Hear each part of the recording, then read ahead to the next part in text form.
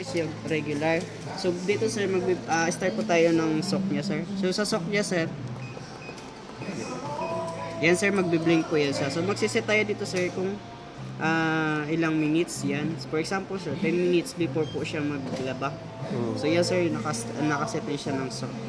Tapos yung wash niya naman sir, yan, sa wash niya sir, pwede po tayo mag-set 15 minutes yan sa set. So 16, 17, 18, 19, so on po. Kung ilan po yung gusto natin na minutes na Anong ikot maximum niya? sa maximum sir, check natin. Sa 7 sir. Sada tayo, bakit? Yan, hanggang 20 minutes yung sa set. For example sir, nakaset na tayo ng 15 minutes Yung sa range wash. naman. Tapos sa range niya sir, ito po sir yung count na yan, ibig sabihin twice po yan siya magbabanlaw. Yan, so pwede na po tayo siya gawin 3 or 4. Yan, hanggang 4 lang siya sir yung maximum na banlaw. So pag first banlaw na sir, unang laban natin sir, medyo pa siya, medyo mabula pa, din mag second laba tayo.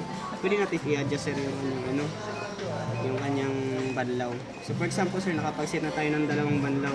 And then sa spin niya sir, yan, pwede po tayo mag-set ng manually dito sir ng maximum niya is 9 minutes po yung spin. So kung nakapag-set na tayo sir ng 9 minutes, then pwede na po tayo mag-start. So lahat sir na na-set natin dito kanina sir, automatic po yan siya sir, gagawin niya.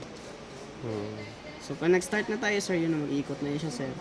Magsusok muna siya sir kanina ng ilan yung 5 minutes. So 5 minutes siya sir na ibababad niya muna, lalagyan niya ng tubig, ibababad niya yung damit. And then after niyan sir na 5 minutes, saka po siya mag-wash. And then after niya mag-wash sir, magre-rinse na rin po siya. Pagtapos na sir, mag-spin na rin siya. And then after nun, pwede na po kayong magsampay. Spin dry lang pala siya. Yes sir, spin dry lang po. Okay. So unless sa mga front load natin sir na 2-in-1, fully dry na po siya, plancha na lang po. Okay. And then sa ngayon sir, na-try ko na rin po kanina yung kanyang spin lang. So for example sir, mag-spin lang tayo.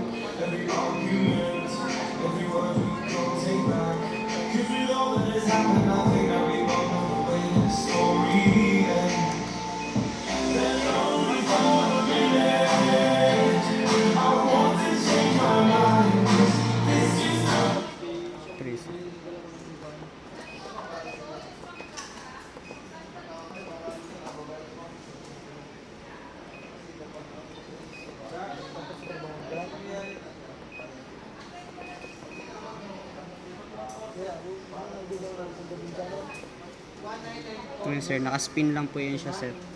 So bali yan lang po yung gagawin niya sir. Halimbawa sir, nag-set na tayo ng 9, pwede naman siya baguhin sir. Ayun. Yan.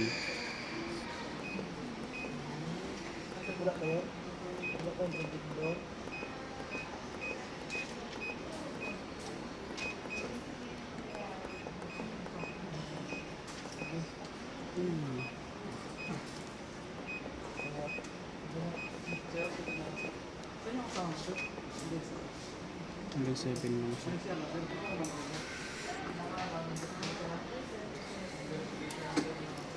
Kasi sir, kung ano nakikita natin na nag-ailaw dito sir, kapag nag-speed or delicate, melody, tab clean.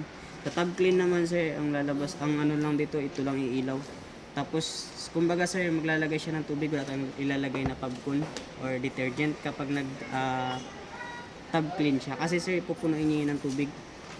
Ginagawa naman siya sir, twice a week. Hindi sir, mali pala. Twice a month. So pag palagi siyang ginagamit sir, mostly twice a month. Pero yung iba naman once a month lang. So ito sir yung ginagawa kapag madumi, nakita natin medyo madumi na yung unit. Kumbaga naglilinis siya ng sarili niya sir.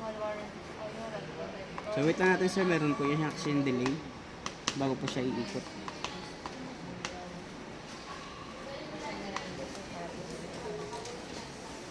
Naglalak din siya.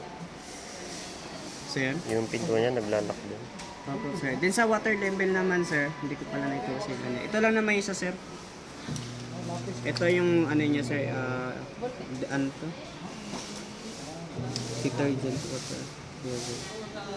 So ito sir, makikita naman natin dito kung ano pong function ng 1 to 2, 3 to 4, 5 to 6, and 7 to 8 dito sir. pipindutin lang din natin to sir. Kapag kapag nag-set tayo. Pero minsan kasi sir may mga program dito sir na pag pindot natin, kung saan na diyang iilaw. Naka dito sir. So lahat ng umiilaw dyan sir, gagawin niyo po yun. Pero make sure lang sir, bago tayo mag-start, nakikita natin na nag-blink po dito yung natin water level.